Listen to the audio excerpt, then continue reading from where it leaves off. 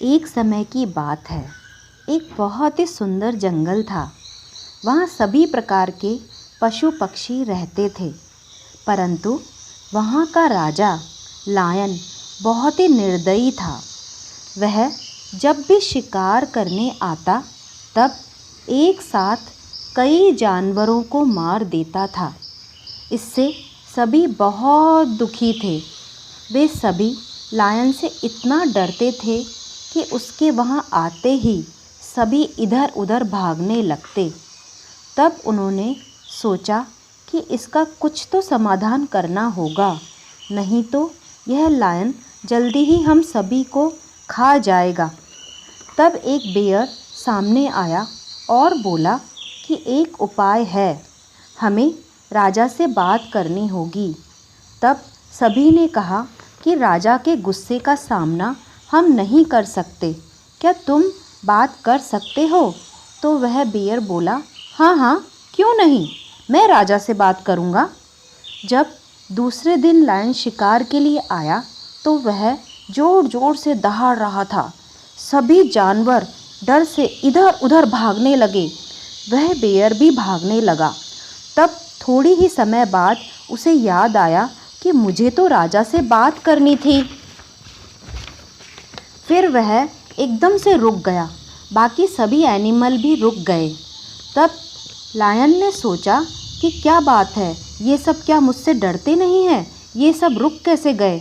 तब वह कहने लगा कि क्या तुम सबको मुझसे डर नहीं लगता? तुम्हें यह नहीं लगता कि मैं तुम्हें खा जाऊंगा? तब बेयर बोला, महाराज, डर तो लग रहा है, पर बात बहुत आवश्यक है। लायन ने कहा, कहो क्या बात है? तब वह बोला, महाराज, आप रोजाना इतने जानवरों को एक साथ मार देते हो, पर खाते तो केवल एक को ही हो ना।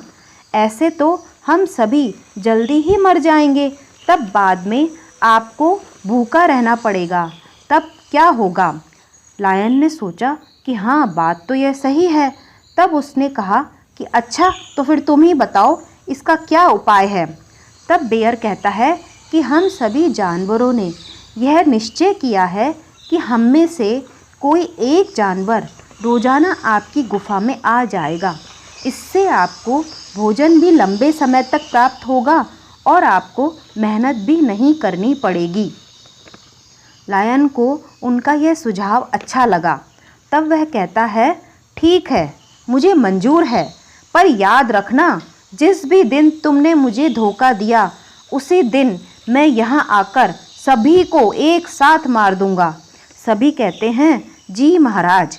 लायन अपनी गुफा में चला जाता है। तब सभी जानवर बहुत खुश होते हैं, परंतु दूसरे ही दिन वे सभी उदास हो जाते हैं और सोचने लगते हैं कि पहले हम में से वहाँ कौन जाएगा, यह कैसे पता चलेगा। तब वे लॉटरी से एक जानवर का नाम रोजाना निकालने लगते हैं।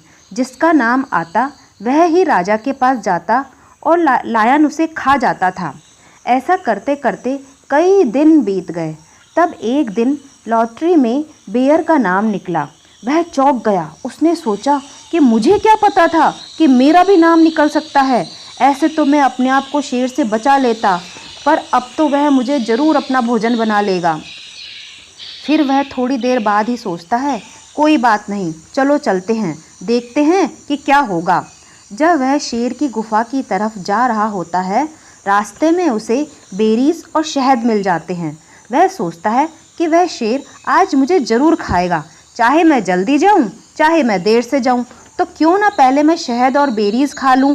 तब वह बेयर शहद और बेरीज खाने में व्यस्त हो जाता है और यह भूल जाता है कि उसे शेर के पास जाना था। शेर उसका इंतज़ार कर रहा था। उधर गुफा में शेर का गुस्सा भूख की वजह से और बढ़ जाता है। वह बेयर को ढूंढने के लिए वहाँ से निकल जाता है और सभी से पूछता है, where is bear, where is bear, I will kill him. तब वह ज़ोर ज़ोर से दहाड़ने लगता है। उधर भालू को शेर की आवाज़ सुनाई देती है और वह वहाँ से भागने लगता है और चिल्लाता है, oh my god, lion is coming, he will kill me, he will eat me. Bear और लायन दोनों एक दूसरे के पीछे भागते हैं। कभी लायन आगे, कभी बेयर पीछे, कभी बेयर आगे, कभी लायन पीछे। दोनों एक दूसरे के पीछे भागते रहते हैं, भागते रहते हैं, भागते रहते हैं।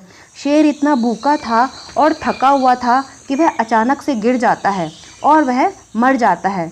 जब बेयर देखता है कि शेर मर गया है, वह बहुत खुश होता है और सभी एनिमल्स को जाकर शेर के मरने की खबर देता है। सभी एनिमल्स बहुत खुश होते हैं, नाचते हैं, झूमते हैं और भालू को अपना राजा बना देते हैं। बच्चों, हमें हमेशा यह याद रखना होता है कि हमारी सोच को हमेशा पॉजिटिव होना चाहिए, उससे हम निडर बनते हैं।